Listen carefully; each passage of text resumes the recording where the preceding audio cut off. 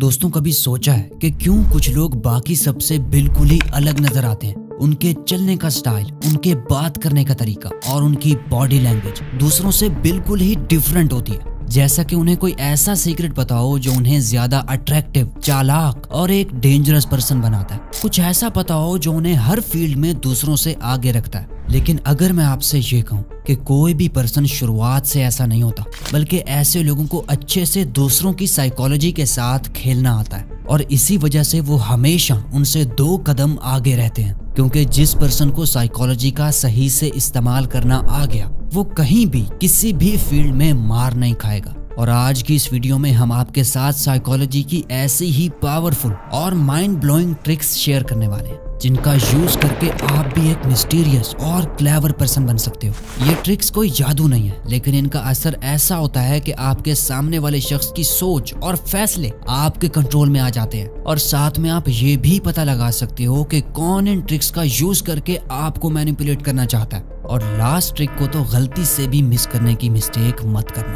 क्योंकि last trick आपको बहुत ज्यादा पावरफुल बनाने वाली है। तो बिना कोई टाइम वेस्ट किए हम बढ़ते हैं हमारी फर्स्ट साइकोलॉजिकल ट्रिक की जानिब, और वो है मास्टरिंग साइलेंस। इमेजिन करो कि आप एक हीटेड आर्ग्यूमेंट में हो, यानी किसी से बहुत ज्यादा बहस कर रहे हो। आप दोनों एक दूसरे को गलत साबित करने में लगे हो, इमोशंस में आकर एक दूसरे को बुरा भला भी कह देते हो। लेकिन फिर अचानक से आप एकदम खामोश हो जाते हो। सामने वाले को ना कोई जवाब देते हो, ना कोई एक्सप्लेनेशन, बस प्योर साइलेंस। उसको उसकी सारी भड़ास निकालने देते हो। और फिर आप नोटिस करोगे कि सामने वाले की आवाज भी अचानक से घुटने लगी है। वो जितना आपसे कुछ कहना चाहता था, उससे कहीं ज्यादा कह चुका है। और यहीं से साइलेंस की साइकोलॉजी काम करने लगती है। दूसरा पर्सन अनकंफर्टेबल होने लगता है। उनका दिमाग ओवर थिंकिंग से भर जाता है कि मैं बहुत ज्यादा बोल गया हूँ, पता नहीं ये मेरे बारे में क्या सोचेगा। और फिर वो आपसे कहेगा, सॉरी, मुझे ये सब नहीं कहना चाहिए था। और फिर यहीं से सारी गेम आपके हाथों में आ जाती है। आप या तो उसे उसकी अपनी नजरों में ही गिरा सकते हो,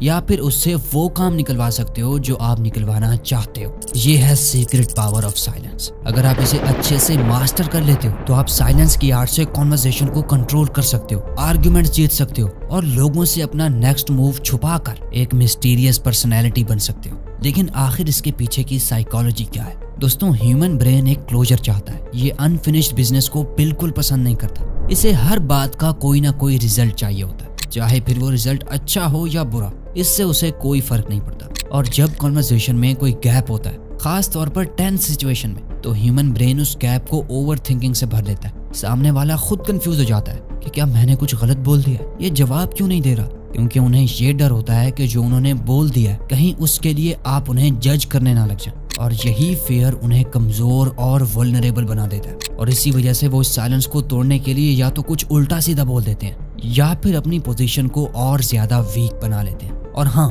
खामोशी सिर्फ चुप रहने का नाम नहीं है, बल्कि ये आपका सीक्रेट वेपन है उस मोमेंट को समझने का। फॉर एग्जाम्पल, अगर आप अपने किसी फ्रेंड या कोलीग के साथ किसी बात पर एग्री नहीं करते, उसका पर्सपेक्टिव कुछ और है और आपका नजरिया कुछ और, तो यहाँ पर बिना सोचे समझे फौरन जवाब देना उल्टा आपके ही गले पड़ सकता है। लेकिन अगर आप वहीं थोड़ी देर के लिए रुक जाते हो, तो ये थोड़ी देर का पॉज आपको सिचुएशन को समझने का वक्त देता है। उनके इमोशंस को आप आसानी से जज कर सकते हो और एक इमोशनल आंसर देने की बजाय एक स्ट्रेटेजिक रिस्पॉन्स दे सकते हो। ये आपको एक थॉटफुल और इन कंट्रोल पर्सन दिखाता है। अब ये अगली ट्रिक आपके साइकोलॉजिकल गेम को एक नेक्स्ट लेवल पर ले जाएगी, फ्रेमिंग इफेक्ट। अगर आप किसी को कन्विंस करने की कोशिश कर रहे हो, या आप चाहते हो कि सामने वाला आपकी बात मानकर कोई ना कोई डिसीजन ले, तो आप साइकोलॉजी के इस पावरफुल टूल फ्रेमिंग का यूज कर सकते हो, जो चीजों को आपके फेवर में लाने के लिए हेल्प करेगा। सोचो, आप अपने बॉस के सामने हैं और आपको अपनी पे में थोड़ा रेस चाहिए। अगर आप सीधा ये कह देते हैं, मुझे मेरी सैलरी में रेस मिलनी चाहिए क्योंकि मैंने बहुत मेहनत की है, तो शायद उसका इतना ज्यादा असर ना हो। लेकिन अगर आप फ्रेमिंग का इस्तेमाल करते हैं और ये कहते हैं, मैंने टीम में बहुत वैल्यू ऐड किया है और मुझे लगता है कि इस पोजीशन को मेरी कंट्रीब्यूशन के हिसाब से कॉम्पेंसेशन मिलनी चाहिए,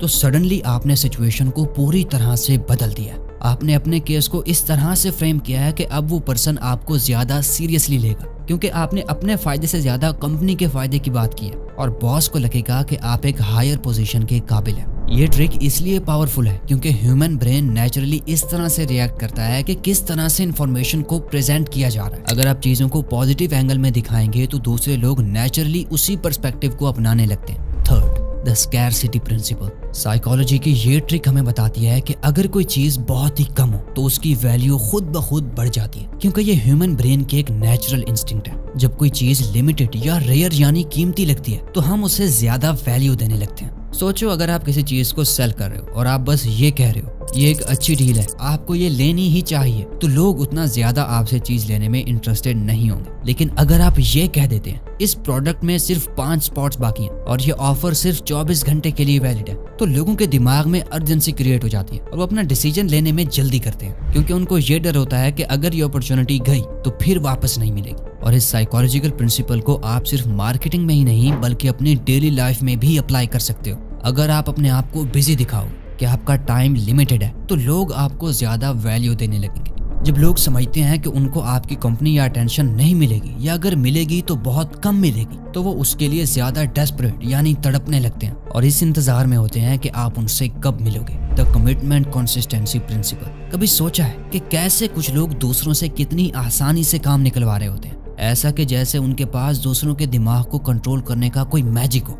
ये मैजिक नहीं है बल्कि एक साइकोलॉजिकल ट्रिक है जो आप भी सीख सकते हो। इसको आसान अल्फाज में समझते हैं। अगर आप किसी पर्सन से कोई छोटी रिक्वेस्ट करते हैं या कोई छोटा सा फेवर मांगते हैं और वो आपका वो काम कर देता है, तो वो उससे बड़ा कमिटमेंट लेने के लिए ज्यादा रेडी होता है। यानी फिर जब आप उनसे कोई बड़ा फेवर मांगोगे तो वो उससे भी 100% कंप्लीट करेगा। यानी कि पहले आपको एक छोटा फेवर मांगना है और फिर आपको आहिस्ता आहिस्ता अपने फेवर को बढ़ाते जाना है। अब सोचो, अगर आप अपने किसी दोस्त या कोलीग से हेल्प के लिए कुछ स्मॉल रिक्वेस्ट करते हो और वो आपकी हेल्प कर देता है, तो जब आप उनसे कुछ और बड़ा काम करने को कहोगे वो ज्यादा रेजिस्टेंट नहीं होते, यानी मना नहीं करते, क्योंकि उन्होंने पहले आपकी रिक्वेस्ट एक्सेप्ट की होती है। ये इसलिए होता है क्योंकि उनके दिमाग में ये डर होता है कि अगर मैंने ये काम नहीं किया तो मेरे पिछले किए किराए पर भी पानी फिर जाएगा। The door in the face technique. अब ये प्रिंसिपल हमारे लास्ट प्रिंसिपल से बिल्कुल डिफरेंट है। अगर सामने वाले पर वो ट्रिक काम नहीं कर रही तो आप इस टेक्निक को ट्राई कर सकते हैं। इस टेक्निक में आप पहले किसी से बहुत बड़ा रिक्वेस्ट करते हैं जिसे वो नेचुरली रिजेक्ट कर देगा, फिर आप उनसे एक छोटी रिक्वेस्ट करते हैं जो वो इजीली एक्सेप्ट करते हैं। ये टेक्निक लोगों को ये फील करवाती है कि उन्होंने आपके रिक्वेस्ट को बहुत जेनरस तरीके से डिनाई किया और अब उनके लिए छोटा रिक्वेस्ट एक्सेप्ट करना बहुत आसान हो जाता है। The illusion of choice. आपको लगता है कि जब आपको बहुत सारे ऑप्शंस दिए जाते हैं तो आप ज्यादा पावरफुल फील करते हैं, लेकिन क्या आप जानते हैं कि ये एक इल्यूजन हो सकता है। ह्यूमन ब्रेन को जब मल्टीपल ऑप्शंस दिए जाते हैं तो वो कंफ्यूज हो जाता है और डिसीजन मेकिंग प्रोसेस स्लो हो जाता है। लेकिन अगर आप ऑप्शंस को लिमिटेड कर देते हो तो वो पर्सन अपने आप को ज्यादा फोकस्ड और कॉन्फिडेंट फील करता है। मान लीजिए आप अपने कस्टमर को बहुत सारे ऑप्शंस दिखाते हैं तो वो कोई डिसीजन लेने में बहुत हिचकिचाएगा, लेकिन अगर आप उनको सिर्फ 3 ऑप्शंस ऑफर करते हैं तो वो जल्दी जल्दी डिसाइड कर लेगा कि उसे कौन सी चीज खरीदनी है। आपने उनको चॉइस तो दिया, लेकिन उनका माइंड उस लिमिटेड सिलेक्शन में ही ट्रैप्ड हो गया। इस टेक्निक का यूज आप अपनी मार्केटिंग स्ट्रेटजीज या फिर किसी भी डिसीजन मेकिंग सिनेरियो में कर सकते हैं। The bandwagon effect. ये एक ऐसा साइकोलॉजिकल ट्रिक है जो आपने हर जगह देखा होगा। जब एक चीज बहुत लोग कर रहे होते हैं तो हम भी उसी ट्रेंड का हिस्सा बनने की कोशिश करते हैं। अगर आप किसी प्रोडक्ट या आइडिया को पॉपुलर बना देते हो तो लोग उसके पीछे चलना शुरू कर देते हैं। ये इसलिए होता है क्योंकि इंसान नेचुरली अपने डिसीजन में हर्ड मेंटालिटी यानी ग्रुप थिंकिंग फॉलो करता है। आपने देखा होगा कि जब कोई सेलिब्रिटी कोई प्रोडक्ट एंडोर्स करता है तो वो चीज इंस्टेंटली पॉपुलर हो जाती है। लोगों को लगता है कि अगर इतने सारे लोग उसको फॉलो कर रहे हैं तो उनको भी उसका हिस्सा बनना चाहिए। The primacy and recency effect. ये साइकोलॉजिकल ट्रिक आपके दिमाग को डायरेक्टली इन्फ्लुएंस करती है जब आप कोई इन्फॉर्मेशन या कन्वर्सेशन सुनते हैं। द प्राइमेसी इफेक्ट कहता है कि आपको पहली बार जो चीज सुनाई देती है वो आपके दिमाग पर सबसे ज्यादा इम्पैक्ट डालती है, लेकिन इसके ऑपोजिट रिसेंसी इफेक्ट कहता है कि जो आपने आखिरी बार सुना होता है वो भी आपके दिमाग में फ्रेश रहता है। अगर आप किसी इंटरव्यू या नेगोशिएशन में तो अगर आप अपने पॉइंट को सबसे पहले या सबसे आखिर में रखेंगे तो वो सबसे ज्यादा इन्फ्लुएंशियल होगा। The Zeigarnik effect. ये साइकोलॉजिकल ट्रिक कहती है कि जब हम किसी काम को कंप्लीट नहीं कर पाते तो वो हमारे दिमाग में कॉन्स्टेंटली चलती रहती है। मतलब इनकम्प्लीट टास्क हमारे दिमाग में अनफिनिश्ड बिजनेस की तरह रहते हैं जो हमें इमोशनली और मेंटली डिस्टर्ब करती है। अगर आप किसी को इनकम्प्लीट टास्क देकर छोड़ देते हैं तो वो इंसान नेचुरली उसका सोल्यूशन फाइंड करने के लिए मोटिवेटेड होता है। इस प्रिंसिपल को आप अपनी प्रोडक्टिविटी को बूस्ट करने के लिए भी यूज कर सकते हैं। अगर आप किसी टास्क को थोड़ा इनकम्प्लीट छोड़ें तो आपका दिमाग उसे कंप्लीट करने के लिए नेचुरली मोटिवेटेड होगा। अब आ जाते हैं हमारी लास्ट और मोस्ट इम्पॉर्टेंट साइकोलॉजिकल ट्रिक की तरफ जो आपको एक पावरफुल इंसान बनाएगी। The alpha influence effect. अगर आप चाहते हैं कि आप हर सिचुएशन में पावरफुल और डोमिनेंट दिखाई दें, तो आपको एक ऐसे साइकोलॉजिकल ट्रिक का इस्तेमाल करना होगा जो ना सिर्फ आपकी अथॉरिटी को एस्टेब्लिश करे, बल्कि आपको हर कन्वर्सेशन और इंटरेक्शन में सुपीरियर फील कराए। ये एक पावरफुल साइकोलॉजिकल इफेक्ट है जो किसी भी पर्सन को अपने कंट्रोल में करने और उनसे ज्यादा पावरफुल दिखने में मदद करता है। और ये इफेक्ट आपको हर टाइम अपने ओपोनेंट्स और एलाइज को इम्प्रेस करने का मौका दे सकता है। ये टेक्निक काफी ज्यादा क्लेवर और कॉम्प्लेक्स है, लेकिन अगर आप इसे सही तरीके से अप्लाई करते हैं तो आप किसी भी रूम में अपनी प्रेजेंस को डोमिनेट कर सकते हैं। आपको सिर्फ अपनी बॉडी लैंग्वेज, वर्ड्स और एक्शंस का परफेक्ट कॉम्बिनेशन यूज करना होगा, जिससे लोग आपको सिर्फ एक लीडर के रूप में ही नहीं बल्कि एक अल्फा पर्सनैलिटी के रूप में देखेंगे। Let your silence speak. अगर आप अपने आप को ज्यादा पावरफुल दिखाना चाहते हो तो सबसे पहला और सबसे ज्यादा इफेक्टिव टैक्टिक जो आप यूज कर सकते हैं वो है साइलेंस। जैसा कि हमने पहले बात की थी, ये एक ऐसा टूल है जो आपको किसी भी सिचुएशन में डोमिनेट और इन कंट्रोल दिखाने में मदद करता है। आसान अल्फाज में कहूँ तो जब सब लोग बात कर रहे हो, आपको सिर्फ खामोशी से उन्हें ऑब्जर्व करना है, उनकी बातों को सुनना है, और जब सारे खामोश हो जाएं, उस वक्त आपको अपनी बात को सामने रखना है। इससे आपकी बात 10 गुना ज्यादा भारी लगेगी। Dominant body language. जब बात हो पावर और डोमिनेंस की, तो बॉडी लैंग्वेज काफी इंपॉर्टेंट रोल प्ले करती है। अगर आप फिजिकली डोमिनेंट दिखना चाहते हैं तो आपको अपनी बॉडी लैंग्वेज को केयरफुली कंट्रोल करना होगा। आप जो भी जेस्चर यूज करते हैं या जिस तरह से अपनी बॉडी को पोजीशन करते हैं, उससे डायरेक्टली आपका डोमिनेंस या वीकनेस दिखाई देती है। आपको अपने पोस्चर को स्ट्रॉन्ग और ओपन रखना होगा। इसका मतलब है कि आपको अपने शोल्डर्स को बैक रखना होगा, चेस्ट को आउट करना होगा और अपनी बॉडी को किसी भी सिचुएशन में क्लोज्ड पोजीशन में नहीं रखना। जब आप अपनी बॉडी को ओपन रखते हैं तो आप अपने आप को एक लीडर और पावरफुल पर्सनैलिटी के रूप में दिखाते हैं। अगर आप किसी ग्रुप में हैं तो आपको उनकी बॉडी लैंग्वेज को ऑब्जर्व करना होगा। उनके एक्शंस और रिएक्शन से आप इजीली समझ सकते हैं कि वो किस पोजीशन में है। जब आप उनकी पोजीशन के अकॉर्डिंग अपनी बॉडी लैंग्वेज को मॉडिफाई करते हैं तो आप उनसे ज्यादा कॉन्फिडेंट और पावरफुल लगते हैं। Slow controlled movements. अगर आप अपने सराउंडिंग्स में इन्फ्लुएंस बनाना चाहते हैं तो आपको अपने मूवमेंट्स को डेलिबरेटली स्लो और कंट्रोल्ड रखना होगा। जब आप फास्ट और अग्रेसिव मूवमेंट्स करते हैं तो आप अपनी इनर इनसिक्योरिटी या स्ट्रेस को शो कर रहे होते हैं, लेकिन जब आप अपने मूवमेंट्स को स्लो बनाते हैं तो आप अपने कंट्रोल को और ज्यादा एस्टेब्लिश करते हैं। यह टेक्निक आपको ना सिर्फ डोमिनेंट दिखाएगी बल्कि आपके वर्ड्स को भी ज्यादा इम्पैक्टफुल बना देगी। See through their intentions. Eye contact एक ऐसी पावरफुल टूल है जो किसी भी कॉन्वर्सेशन में आपकी पावर को एस्टेब्लिश करता है। जब आप किसी से बात कर रहे होते हैं तो उनसे अपनी आईज को डायरेक्ट कॉन्टैक्ट में रखें। यह सिंपल एक्शन आपके डोमिनेंस और कंट्रोल को उनके सबकॉन्शियस माइंड में डाल देता है। अगर आप किसी को अपने बारे में इंप्रेशन देना चाहते हो तो अपनी आईज का यूज करके उनके माइंड को मैनिपुलेट कर सकते हो।